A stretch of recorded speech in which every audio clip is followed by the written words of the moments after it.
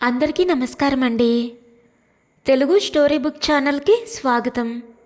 ఈరోజు నేను మీకు వినిపించబోతున్న కథ తల్లి బ్రతికుండగానే ఆస్తిని తన సొంతం చేసుకోవాలనుకున్న కొడుక్కి ఆ తల్లి ఇచ్చిన చెంపపెట్టు లాంటి సమాధానం ఏమిటి అనేది ఈ కథ ద్వారా మనం విందామండి.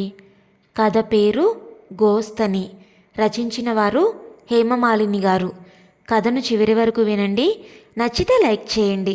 కొత్తగా మన ఛానల్ని చూస్తున్నట్లయితే కనుక సబ్స్క్రైబ్ చేసుకోవడం అస్సలు మర్చిపోవద్దు. మరిక కథలోకి వెళ్ళిపోదామా? ఆవుని ప్రేమగా నిమిరి 4 గడ్డి పరకలు వేస్తే చాలు అమృతదారులు కురిపిస్తుంది అపరిచితునికైనా.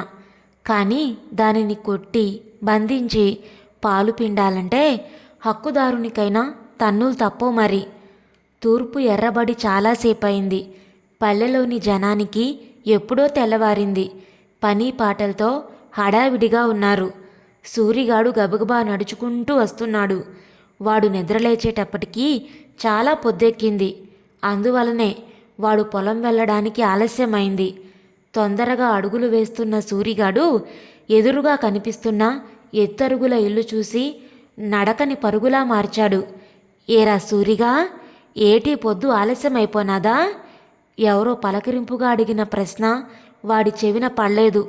త్వరగా ఆ ఎత్తరుగుల ఇల్లు దాటేయాలని వాడి ప్రయత్నం. ఆ ఎత్తరుగుల ఇంట్లో ఉన్నది పులో సింహమో కాదు, భయంకర సర్పమూ కాదు. పోనీ పనివాళ్లని పీల్చి పిప్పి చేసే కామందులు కూడా లేరు. మరెవరు? గోదారమ్మ. అవును, గోదారమ్మే. ఒరే సూరిగా! కంచుగంటలాంటి కంఠం వినిపించింది. వాడిలో నిస్సత్తువ ఆవరించింది. ఇక తప్పించుకోవడానికి వీల్లేదు. అమ్మగారు చూసేశారు. ఇక తప్పేది లేదని మెల్లగా నడుచుకుంటూ ఎత్తరుగుల ఇంటి వద్దకు వెళ్ళాడు. దండాలమ్మగోరు, ఏంటమ్మా పిలిచారు?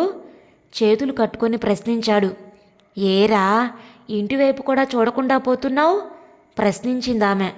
మరే మరే అది ఉదయాన్నే తెలివి రాలేదమ్మా. పొలం వెళ్ళడానికి ఆలస్యమైపోనాదని వెళ్ళిపోతున్నానమ్మా నసిగాడు సూరిగాడు. సర్లే గాని నీ పెళ్ళాం పురిటికెళ్ళింది కదూ, వండుకొని తింటున్నావా లేదా? తింటున్నానండమ్మా. ఈ పూట చద్దన్నం తిన్నావా, లేక కడుపు మార్చుకొని పొలానికి పరిగెడుతున్నావా? గోదారమ్మ వేసిన ఈ ప్రశ్నకి సంకట స్థితిలో పడ్డాడు సూరిగాడు. తిన్నానంటే ఏం తిన్నావు, ఎప్పుడు తిన్నావు, నువ్వు వండుకున్నావా, ఎలా వండుకున్నావు, ఇలాంటి ప్రశ్నలు వేస్తారు. తినలేదంటే ఏదో ఒకటి తినడానికి పెట్టి కడుపు నిండే వరకు ఒప్పుకోరు. ఎట్టాగబ్బా? సూరిగాడిలో ఆలోచనలు. ఏరా మాట్లాడో? గద్దించినట్లుగా అడిగింది ఆవిడ. కడుపులో కొంచెం గడబిడగా ఉందమ్మా, ఏటీ తినాలని లేదు నీళ్లు నములుతూ చెప్పాడు. అది సంగతి. అందుకే నీ మొహం వాడిపోయింది. రా కూర్చో, వేడిగా ఆవిరి కుడుం చేశాను, తిని వెళుదు గాని. వద్దండమ్మా, చెప్పాగా కడుపులో బాలేదని. చెప్పబోతున్న వాడి మాటలు వినకుండానే లోపలికి వెళ్ళి అరిటాకులో పెద్ద కుడుం కారప్పొడి వేసుకొచ్చింది ఆవిడ. ఆ కుడుం చూడగానే పై ప్రాణాలు పైనే పోయాయి సూరిగాడికి. అమ్మగోరు, పొలం తొందరగా వెళ్ళకపోతే కామందు కోపడతాడండి. ఎవరు? వీరయ్యగా, నేను చెప్తాలే వాడికి, నువ్వు కానీ అంటూ ఇత్తడి చెంబు నిండా మంచినీళ్లు తెచ్చిచ్చిందామె. పొగలు గక్కుతున్న ఆవిరికుడు సూరిగాడి ఆకలిని రెట్టింపు చేసింది. ఆవురావురమని తినేశాడు. పిచ్చి నాగన్నా, ఇంత ఆకలి కడుపులో పెట్టుకొని వెధవ అబద్ధాలు నువ్వును అంటూ ఆప్యాయంగా నవ్వింది గోదారమ్మ. పచ్చని ఛాయ, తిలతండుల న్యాయాన్ని సృష్టీకరించే తలకట్టు, కాషాయ రంగు చీర జాకెట్టు, మెడలో తులసి రుద్రాక్ష మాలలు, ఇవి గోదారమ్మ రూపురేఖలు. అనురాగపు చూపులు, ఆప్యాయపు పలుకులు ఆమెకున్న సహజ లక్షణాలు. కరుణ, పరోపకారం ఆమెకు పెట్టని ఆభరణాలు. ఆమె బోలెడంత భూమి, పుట్ర, నగ నట్రతో ఆ పల్లెలో అడుగుపెట్టింది కోడలిగా. ఆమెకున్న చరాస్తులన్నీ కాళ్ళొచ్చి వెళ్ళిపోయాయి. ఆమెకి పసుపు కుంకుమలుగా పుట్టింటి వారిచ్చిన భూమి మాత్రం కొంచెం మిగిలింది. ఆవిడ భర్త బ్రతికున్న రోజుల్లో పూటకి 10-15 మంది భోజనానికి కూర్చునేవారని జనాలు చెప్పుకుంటారు. అతిథి అభ్యాగతులని ఆదరించేసరికే వారి ఆస్తంతా కరిగిపోయింది. అయినా ఏనాడు ఆ దంపతులు బాధపడలేదు. చిరునవ్వుతో వచ్చిన వారిని ఆహ్వానించేవారు, రాని వారిని బలవంత పెట్టి ఇంటికి తీసుకొచ్చేవారు. ఆ పుణ్య దంపతులకు ఒక్కడే కొడుకు. కొడుకుని పెద్ద చదువులు చదివించాలన్న కోరిక గోదారమ్మ భర్తది. ఆ అబ్బాయి తెలివైనవాడు కావడంతో విదేశాలలో చదువుకొని అక్కడే పెద్ద ఉద్యోగంలో స్థిరపడ్డాడు. తండ్రి చనిపోయినప్పుడు ఒకసారి వచ్చి వెళ్ళాడంతే. ఆ తర్వాత మరి రాలేదు. ఆవిడ ఒక్కగానొక్క కొడుకు కోసం ఎదురు చూస్తూనే ఉంది. మంచి సంబంధం కుదిర్చి అతడికి ఉత్తరాలు రాస్తే తను ఎప్పుడో పెళ్లి చేసుకున్నానంటూ ఉత్తరం రాస్తూ భార్య ఫోటో పంపించాడు. కొందరి ఊహలు నిజమయ్యాయి. ఎవరో తెల్లదొరసానిని పెళ్లాడాడు. అయినా నిండు గోదారిలా ఆమె తొణకలేదు. కోడల్ని తీసుకురమ్మంది. ఇప్పుడప్పుడే ఇండియాకు రావడం వీలు పడదని ఉత్తరం రాశాడు కొడుకు. అడపాదడపా వచ్చే ఉత్తరాల సంఖ్య క్రమేపీ తగ్గిపోయింది. అసలు సంగతి అవగతమైంది ఆమె మనోగతానికి. తన కొడుకు విదేశాలు ఇచ్చే విలాసాల్లో పడి చిన్నప్పుడు పంతులుగారు నేర్పిన జననీ జన్మభూమిశ్చ శ్లోకాన్ని విస్మరించాడని ఆమె గ్రహించుకుంది. తన కడుపున పుట్టిన బిడ్డ ఒక్కడే అయితేనే భగవంతుడు నవమాసాలు మోసే కష్టం లేకుండా, ప్రసవ వేదన తెలియకుండానే ఊరందరినీ తన బిడ్డలుగా ఇచ్చాడనుకుంది గోదారమ్మ. ఆ ఊర్లో జనాలకి దేవత గుళ్ళో లేదు, ఆ ఎత్తొరుగుల ఇంట్లో ఉంది. ఆమె అతి ప్రేమ భరించలేక తప్పించుకుపోదామని చూసే సూరిగాల్లాంటి వాళ్ళని ఆమె ప్రేమాస్పదమైన పలుకులతో కట్టిపడేస్తుంది. ఆ పల్లెలో ఎవరింట్లో ఏ శుభకార్యమైనా ఆవిడే పసుపు దంచాలి. నేను ముత్తైదువును కానర్రా అని ఆమె గోల పెడుతూ ఉన్నా ఎవరూ వినరు. అనుకోని అశుభానికైనా తొలి సానుభూతి వాక్యాలు ఆమెవే. కష్టానికి సుఖానికి అందరికీ అన్నింటికీ గోదారమ్మే ఆ ఊర్లో. చినరాయుడు గారింట్లో సీమంతమైనా, మునసబు గారింట్లో ముద్ద కుడుముల పేరంటానికైనా, ప్రెసిడెంట్ గారింట్లో పెళ్లికైనా, సర్పంచ్ కూతురు సమర్థాడినా అన్నింటికీ ఆవిడే స్వయంగా మిఠాయిలు తయారు చేయాలి. ఎవరైనా ఏ శుభవార్త తీసుకొచ్చినా వాళ్ళని వట్టినే పోనిచేది కాదు. ధాన్యమో కందులో పళ్ళో కూరగాయలో ఏవో ఒకటి ఇచ్చిగాని పంపేది కాదు. వీధిలో ఆడుకునే పిల్లల కోసం జంతికలు, చేగోడీలు, చక్కిలాలు, కరకజ్జం ఇలాంటి చిరుతిళ్ళు చేసి ఒట్లలోని క్యారేజీల్లో దాచేది. అటుగా పోతున్న పిల్లల్ని పిలిచి ఏవో ఒకటి చేతిలో పెడితే గాని ఆవిడికి తృప్తిగా ఉండదు. ఉక్కులాంటి శరీరం ఆమెది. ఒక్క మాటలో చెప్పాలంటే ఆవిడ లేని ఆ పల్లెను ఊహించలేరు ఎవరు. గోదారమ్మలో ఆనందం ఉప్పొంగే వరద గోదారే అయ్యింది. ఆమెలో సంబరం అంబరాన్నంటుతోంది. నేల మీద కాలు నిలవడం లేదు. ఆ సంతోష ఉద్వేగానికి కారణం ఆవిడ కొడుకు దగ్గర నుండి ఉత్తరం రావడమే. ఉత్తరం తెచ్చిచ్చిన పోస్టుమ్యాన్ నోటి నిండా సున్నుండ కూరేసింది. 2 కుంచాల కందులు, పెరట్లో పండిన కూరగాయలు ఇచ్చింది అతనికి. అతి మంచితనం కూడా చాలా కష్టం, భరించలేం సుమా అనుకుంటూ పోయాడతడు. తనేదో ఫ్యాక్టరీ పెట్టాలనుకుంటున్నట్లు, అందు నిమిత్తమే వస్తున్నట్లుగా రాశాడతడు ఉత్తరంలో. ఏదైతేనేం ఫ్యాక్టరీ పెట్టే మాటైతే దాన్ని చూసుకుంటూ కొడుకు ఇక్కడే తన కళ్ళ ముందే ఉండబోతున్నాడు అన్న ఆలోచనే ఆమెకు అంతులేని ఆనందాన్నిస్తోంది. ఆమె కళ్ళు వెలిగించని దీపాలయ్యాయి. మనసు పురివిప్పిన నెమలే అయింది. కొడుకు రాబోయే సమయం కోసం ఎదురుతెన్నులు చూస్తోందామె. కొడుక్కి ఏమేమిష్టమో అన్నీ తయారు చేయడంలో తనమునకలుగా ఉందామె. ఆమె ఎదురు చూసిన రోజు రానే వచ్చింది. భార్యా పిల్లలతో సహా వచ్చాడు కొడుకు. ఆ తల్లి మనసు రెక్కలొచ్చిన విహంగంలా విహరిస్తోంది. కొడుకు కూడా అన్ని రోజులు ఆమెను వదిలేసి ఉన్నందుకు ఎంతో నొచ్చుకున్నాడు. కోడలికి ఈ పల్లె వాతావరణం నచ్చలేదు. అంటి ముట్టనట్లుగా ప్రవర్తిస్తోంది. తనని చూడాలని వచ్చే జనాన్ని చూసి ముఖం చిట్లించింది. కొడుకు కోడలు కూడా సున్నితంగా తినడం ఆమెకు బాధ కలిగించిన మనవలు తను చేసిన తినుబండారాలని ఆసక్తిగా తినడం ఆమెకు తృప్తినిచ్చింది. పగలంతా తల్లి దగ్గర కూర్చుని తన చిన్ననాటి కబుర్లన్నీ గుర్తు చేసుకున్నాడు.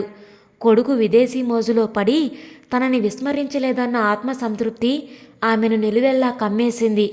రాత్రి భోజనం చేశాక మంచం మీద తల్లి పక్కనే పడుకొని మాట్లాడనారంభించాడు. అమ్మా, నేను విదేశాల్లో చాలా డబ్బు సంపాదించాను. ఆ డబ్బుతో ఇక్కడ ఒక ఫ్యాక్టరీ పెట్టాలనుకుంటున్నాను. చాలా సంతోషం నాయనా. నువ్వింత అభివృద్ధిలోకి రావడం చూసే అదృష్టం ఆయనకు లేకపోయింది. కంటతడి పెట్టింది గోదారమ్మ. ఆ పెట్టేదేదో దూరంగా ఎందుకు, మన ఊర్లోనే పెడదామనే ఉద్దేశం కలిగింది నాకు. మంచిదే నాయనా, ఊరు బాగుపడుతుంది. దానికోసం స్థలం ఎక్కడుందా అని ఆలోచిస్తున్నానమ్మా. ఊరి చివరేమైనా ఉన్నాయేమో కనుక్కుందాంలేరా. ఎక్కడో ఎందుకమ్మా, మనవే ఉన్నాయిగా నసిగాడతడు. ఏమిట్రా నువ్వనేది? అర్థం కాలేదామెకి. మన పొలాలున్నాయి కదమ్మా, వాటి స్థానంలో ఫ్యాక్టరీ కడదామని అనుకుంటున్నాను. అతని మనసులోని మాట స్పష్టమైంది. ఒక్కసారిగా మ్రాన్పడిపోయింది గోదారమ్మ. అవేమీ బీడు భూములు కావురా, మంచి ఫలసాయం వచ్చే పొలాలు మెల్లిగా చెప్పింది. నిజమేనమ్మా, కానీ ఈ రోజుల్లో వ్యవసాయం ఏమాత్రం లాభాన్ని ఇవ్వడం లేదు. ప్రపంచమంతా కంప్యూటర్ల వైపు పరిగెడుతూ ఉంటే ఇంకా వ్యవసాయాలు ఎందుకమ్మా? ఇక్కడ ఫ్యాక్టరీ కట్టించి నా ఫ్రెండ్స్కి అప్పచెప్పి నిన్ను కూడా మాతో అమెరికా తీసుకువెళ్ళిపోదామనుకుంటున్నాను ఖచ్చితంగా అన్నాడు. దెబ్బ మీద దెబ్బ నిర్గాంతపోయింది గోదారమ్మ. అదేమిట్రా కన్నా, నువ్వు శాశ్వతంగా ఇక్కడ ఉండడానికి వచ్చావని నేను ఆశపడ్డాను. ఆవేదన వ్యక్తం చేసిందామె. ఇక్కడేముందమ్మా, పూర్ కంట్రీ. అమెరికాలో నాకు సొంత ఇల్లు, కారు అన్నీ ఉన్నాయి. అంతకు మించి విలాసవంతమైన జీవితం ఉంది. అవన్నీ ఇక్కడెలా దొరుకుతాయి? ఇక్కడ పుట్టి పెరిగిన నాకే ఈ వాతావరణం ఇంత రోతగా ఉంటే అక్కడ సంస్కృతి అడుగడుగునా జీర్ణించుకున్న డాలి పిల్లలు ఎలా ఉండగలరు?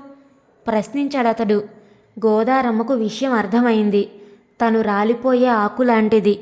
అందుకే తను బ్రతికుండగానే తన పేరు మీదున్న భూమి, ఇల్లు అతడికి అనుకూలంగా మార్చుకుందామని వచ్చాడు. అంతేకాని తనపై ప్రేమతో కాదు. ఆమె మనసు అట్టుడికిపోతుంది. కన్నా, నీకు విదేశాలిచ్చే డబ్బు జబ్బు నరనరానా పట్టి పీడిస్తోంది. నువ్వు నా మీద ప్రేమతో వచ్చావని మురిసిపోయాను. కానీ నువ్వు అక్కడ ఎక్కువగా సంపాదించిన డబ్బు ఇక్కడ ఖర్చు చేయాలని వచ్చావు. నువ్వు చెప్పిన దానికి నేను అంగీకరించలేను. నేను బ్రతికుండగా ఈ ఊరు వదిలి రాలేను. అమ్మా, మూర్ఖంగా ఆలోచిస్తావే? నీకు నేను తప్ప ఎవరున్నారు? ఇక్కడ వ్యవహారాలన్నీ చూసుకొని నువ్వు నాతో వచ్చి తీరాల్సిందే గట్టిగా అరిచాడు. చదువు కోసమని అమెరికా వెళ్ళిన నువ్వు అక్కడే పెళ్లి చేసుకొని పిల్లల్ని కన్నావు. అప్పుడు గుర్తులేదా నాన్న, ఈ అమ్మకు ఇంకెవరూ లేరని? కానీ నువ్వు అనుకుంటున్నట్లు నాకెవరూ లేకపోలేదు. ఈ పల్లెలోని జనమంతా నావాళ్లేరా. పైవాళ్ళు మనవాళ్ళవుతారా?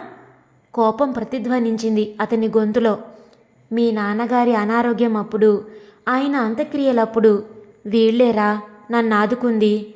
ఆ పల్లె జనాల మీద అంతులేని వాత్సల్యం ప్రకటితమైంది ఆమె మాటల్లో. సరే, నీ మొండి వాదన అలాగే కాని, నీకొక ఎకరం పొలం ఉంచుకొని మిగిలింది నాకిచ్చేయి. ఉండడానికి ఎలాగూ ఇల్లుంది. అయినా నీ తర్వాత ఎలాగూ నాకే కదా అసహనంగా అన్నాడు. హొరే, ఇది పిత్రార్జితం కాదు. మా పుట్టింటి వాళ్ళు నాకు పసుపు కుంకుమలుగా ఇచ్చింది. మన డబ్బంతా అయిపోయినప్పుడు కూడా మీ నాన్నగారు దీన్ని అమ్మడానికి ఇష్టపడలేదు. ఆనాటి నుంచి ఈనాటి వరకు ఎందరికో అన్నం పెడుతూ వచ్చిన భూమది. నువ్విక్కడ ఉండి అనుభవించు. నీతో పాటు నలుగురికి అన్నం పెట్టు. అంతేకాని అన్నపూర్ణని నాశనం చేస్తానంటే నేనివ్వను ఖరాఖండిగా చెప్పేసిందామె. నీకు తలకొరివి పెట్టాల్సిన వాణ్ణి నేనని మర్చిపోతున్నావు. నువ్వు నా దగ్గర లేకుండా నేను చచ్చాక అంత దూరం నుంచి వచ్చి తలకొరివి పెడతావనే ఆశ నాకు లేదురా. అంతే పంతంగా అంది గోదారమ్మ. సరే, ఈ రోజు నుంచి నీకు నాకు సంబంధం లేదు అంటూ అప్పటికప్పుడు ప్రయాణమై భార్యాపిల్లల్ని తీసుకొని వెళ్ళిపోయాడు. గోదారమ్మ హృదయాన్ని ఎవరో తడిబట్టని పిండుతున్నంత గట్టిగా నలిపేసినట్లయింది. అవ్యక్తమైన ఆవేదన ఆమెను ఆవహించింది. తెల్లారేసరికి గోదారమ్మ కన్ను మూసిందన్న వార్త విని పల్లెంతా శోకసంద్రంలో మునిగిపోయింది. ఆ ఊరిలోని ప్రజలే కాక పక్క ఊళ్ళ నుంచి కూడా జనాలు తండోపతండాలుగా రాసాగారు. వారి దుఃఖానికి అంతులేదు. తమకు సంబంధించిన మనిషిని పోగొట్టుకున్నట్లు ఏడుస్తున్నారు ప్రతి ఒక్కరూ. ఆమె పడుకునే మంచం పక్కన బల్ల మీద ఒక ఉత్తరం కనిపించింది. వణికే చేతులతో సూరిగాడు దాన్ని తెరిచాడు. ఈ పల్లెలోని వారందరికీ నా ఆశీస్సులు. ఈ ఊరికి నాకు రుణం తీరిపోయిందేమోనర్రా. బాధపడొద్దు. నేను మనిషిని ఉండనే కానీ మనసు మీ చుట్టూ తిరక్క ఇంకెక్కడికి పోతుందర్రా. నా ఇల్లు ఒక బడిగా మారితే పైలోకం నుంచే చూసి ఆనందించాలని ఉంది. ఆ బడిలో మాస్టారు పాఠాలు చెబుతూ ఉంటే మన ఊర్లోని పిల్లలందరూ నేర్చుకుంటున్న దృశ్యం అప్పుడే నా కళ్ళ ముందు కనిపిస్తోంది. పాపం ఆ మాస్టారు కూడా బతకాలి కదర్రా. అందుకే నా భూమి మీద వచ్చే ఆదాయంతో అతనికి భృతి ఏర్పరచండి.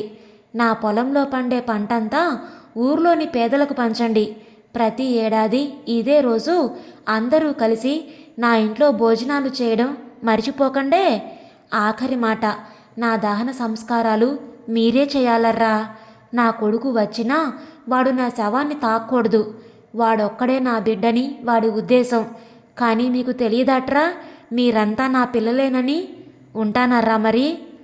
ఉత్తరం చదువుతూ ఉండగానే ప్రెసిడెంట్ రామయ్య కళ్ళల్లో నీళ్లు తిరిగాయి. అమ్మా అంటూ ఆవిడ శవం మీద పడి ఏడవసాగాడు. అందరూ కలిసి ఆమె అంతిమ సంస్కారాలు ఘనంగా జరిపించారు. ఒక బండి నిండా పూలు పరిచి దానిలో ఆమెని ఊరేగించారు. పల్లంతా వెల్లువలా కదిలింది. అశేష జనవాహిని మధ్య నిర్మలంగా సాగిపోతుంది ఆమె అంతిమయాత్ర.